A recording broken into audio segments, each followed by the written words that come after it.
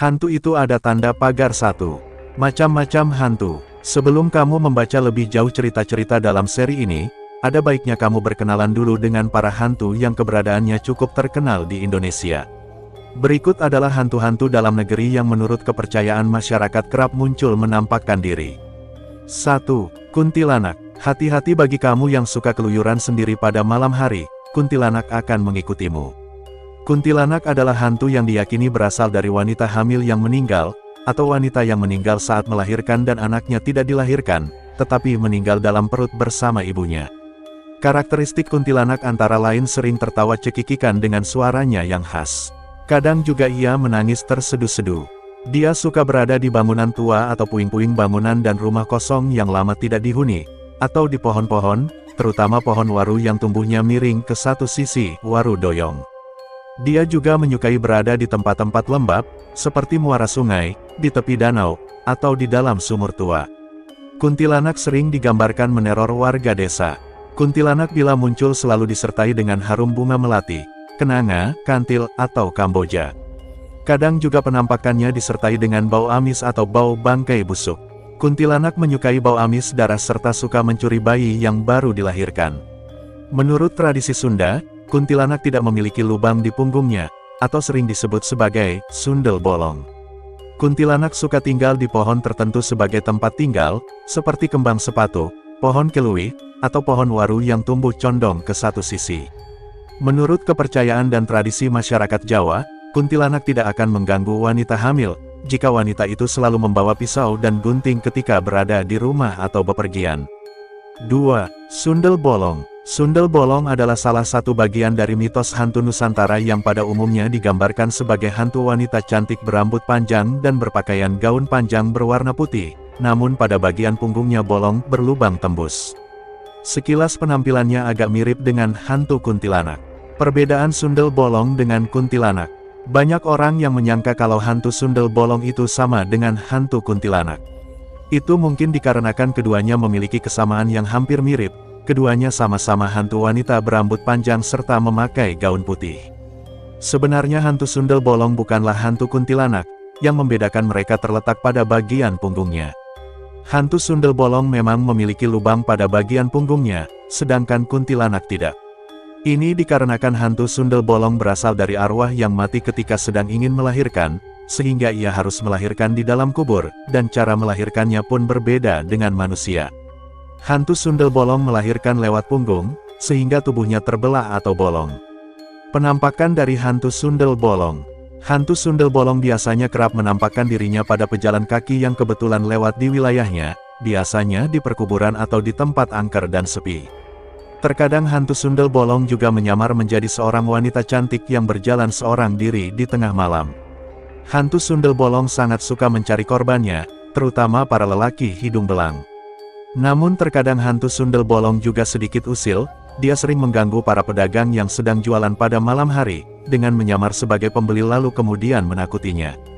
Ada juga mitos yang menyebutkan bahwa hantu sundel bolong itu adalah simbol bagi wanita, untuk menghindarkan wanita agar tidak boleh keluyuran di malam hari, terutama di pedesaan, agar terhindar dari gangguan pemerkosaan dari lelaki yang berniat jahat.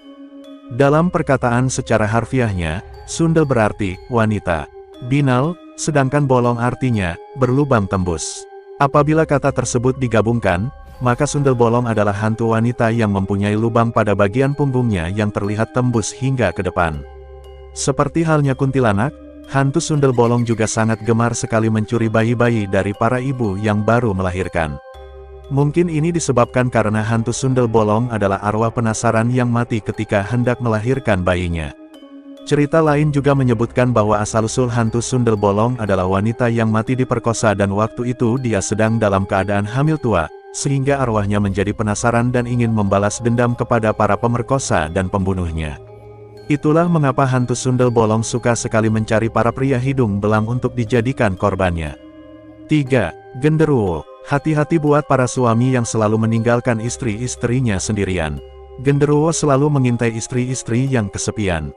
Genderuwo dapat mengubah tampilan bentuk fisiknya untuk mengelabui seseorang dan menarik perhatian korbannya. Genderuwo adalah makhluk yang diyakini menganggur dan bermoral, karena kecenderungan untuk menggoda manusia, terutama perempuan. Genderuwo sangat suka menamparkan pantat wanita, membelai tubuhnya saat dia tidur, atau bahkan bergerak membuka pakaian dalam wanita untuk pelampiasan keinginannya. Genderuwo kadang-kadang berubah dalam bentuk makhluk kecil berbulu yang bisa tumbuh dalam sekejap. Genderuwo juga suka melempar batu ke rumah-rumah penduduk di malam hari. Genderuwo paling suka dengan istri kesepian yang ditinggalkan oleh suaminya, atau janda. Bahkan genderuwo bisa berhubungan seksual dengan mereka, karena makhluk ini bisa menyamar atau merubah postur dan wajahnya persis seperti suami wanita itu. Hal ini diyakini bahwa benih genderuwo dapat menyebabkan seorang wanita untuk hamil dan memiliki keturunan dari genderuwo. Menurut mitos, genderuwo memiliki kemampuan hebat dan sangat kuat untuk menarik perempuan agar ingin berhubungan seks dengannya. Genderuwo juga permainan seksualnya diyakini sangat luar biasa, sehingga wanita sering merasakan kenikmatan dan kepuasan yang luar biasa saat berhubungan seks dengan genderuwo. Biasanya wanita yang berantakan oleh genderuwo tidak menyadari bahwa mereka berhubungan seks dengan makhluk itu, karena genderuwo akan meniru sebagai suami korban atau kekasih korban. Genderuwo memiliki libido dan hasrat seksual yang besar, jauh melebihi manusia pada umumnya. Ada legenda mengatakan bahwa genderuwo terkadang senang tinggal di dalam rahim seorang wanita. Seorang wanita yang dirasuki genderuwo akan memiliki dorongan seks yang tinggi dan tidak bisa menahan nafsu seksnya. Jika pasangannya tidak mampu melayani nafsunya, maka dia tidak akan ragu-ragu untuk menemukan partner lain. Ini terjadi karena nafsu wanita itu sudah dikendalikan oleh genderuwo. Jika wanita yang telah dirasuki genderuwo itu berhubungan seks, maka genderuwo yang berada di dalam rahimnya juga akan merasakan kenikmatan hubungan intim yang dilakukan perempuan itu. 4. Pocong. Pada awal mulanya hantu pocong hanya berkembang di Indonesia saja, namun seiring dengan berjalannya waktu, di negara tetangga Malaysia pun mengenal sosok hantu ini. Namun di negara Malaysia sedikit berbeda, hantu pocong lebih dikenal dengan istilah hantu bungkus. Kepercayaan dari warga Malaysia akan adanya eksistensi hantu bungkus ini, justru sedikit banyak dipengaruhi oleh para pendatang yang berasal dari Indonesia yang masuk ke Malaysia. Di Indonesia sendiri hantu pocong sangat terkenal sama halnya dengan hantu kuntilanak atau hantu lainnya. Bahkan hantu pocong ini juga sampai dibuatkan filmnya. Film hantu pocong ini telah diputarkan hampir serentak di seluruh bioskop di pelosok tanah air. Kisah ceritanya pun tak kalah seram dan serunya dengan cerita hantu-hantu lainnya. Dikatakan, ciri-ciri dari hantu pocong tersebut memiliki wajah yang pucat berwarna hijau, dengan tatapan mata yang kosong. Ada juga sebagian yang mengatakan bahwa hantu pocong itu berwajah hitam legam seperti layaknya wajah mayat yang telah lama membusuk. Penggambaran lainnya ada yang mengatakan, kalau bentuk wajah hantu pocong itu rata, namun memiliki lubang mata berongga atau tertutup kapas. Dalam segi penampakannya, hantu pocong kerap kali mendatangi atau menampakkan dirinya pada salah satu kerabat yang baru ditinggalkannya. Menurut cerita lainnya, hantu pocong sering menampakkan wujudnya di sudut-sudut rumah yang gelap atau di tempat yang sepi, seperti di kuburan. Hantu pocong merupakan bentuk suatu protes dari si mayat jenazah yang sewaktu proses penguburannya tidak sempurna. Hal itu terjadi karena para kerabatnya lupa untuk membuka ikatan tali pocong pada kain kafan si mayat, sehingga pada malam harinya pocong tersebut akan pergi menemui atau mencari salah satu kerabat keluarganya untuk membukakan kembali ikatan tali pocongnya yang masih terikat tersebut. Meskipun di film-film pocong sering terlihat berjalan sambil melompat-lompat, namun dari mitos sebenarnya ini sangat bertentangan dengan cerita pocong di film. Hantu pocong sebenarnya bergerak atau berjalan bukan dengan cara melompat-lompat, melainkan bergerak dengan cara terbang melayang-layang di atas tanah. Hal ini mungkin bisa kita maklumi, sebab para pemeran di film-film hantu pocong mengalami kesulitan, mereka tidak bisa menggerakkan kakinya karena tubuh dan kakinya terbungkus dengan kain kafan, sehingga apabila ingin berjalan harus dengan melompat-lompat. Hingga sekarang, kepercayaan akan adanya hantu pocong ini masih tetap ada, dan biasanya ceritanya hanya berkembang di Indonesia, dan masyarakat banyak yang telah mengakui eksistensi keberadaan hantu pocong ini. 5. Tuyul. Tuyul merupakan makhluk halus berwujud seperti anak kecil atau orang kerdil dengan kepala gundul pelontos. Ada juga yang menyebutkan kalau tuyul itu bersuara seperti anak ayam. Tuyul dapat dipekerjakan oleh manusia. Biasanya orang yang menjadi majikan tuyul punya alasan tertentu, terutama dalam hal mencuri uang untuk memperoleh harta kekayaan. Cara untuk menangkal dari perbuatan tuyul yang suka mencuri uang, biasanya orang akan memasang yuyu, anak kepiting, di tiap sudut rumahnya. Karena tuyul dipercaya sangat menyukai Yuyu, sehingga ia akan lupa pada tugas yang diperintahkan majikannya, pemiliknya. Di mitos lainnya, ada juga yang menyebutkan asal mula tuyul dipercaya berasal dari bayi yang mati ketika lahir, atau janin orang yang keguguran. Karena berasal dari bayi, karakter tuyul pun identik seperti anak kecil pada umumnya, yaitu gemar sekali bermain. Tuyul yang katanya sering sekali membuat resah bagi para pedagang kaki lima ini bukan cuma terkenal di Indonesia. Makhluk jenis serupa anak kecil dan kasat mata ini juga sangat kondang dan terkenal di wilayah negara lain, khususnya di Asia Tenggara dan bahkan hingga ke penjuru belahan benua Asia. Selain orang Indonesia, warga Malaysia, Singapura dan Thailand juga membenarkan kalau seseorang yang memelihara tuyul akan bisa menjadi kaya raya. Baik orang Indonesia, Thailand, Singapura, maupun Malaysia menganggap tindakan itu tergolong sebagai bagian dari ilmu hitam.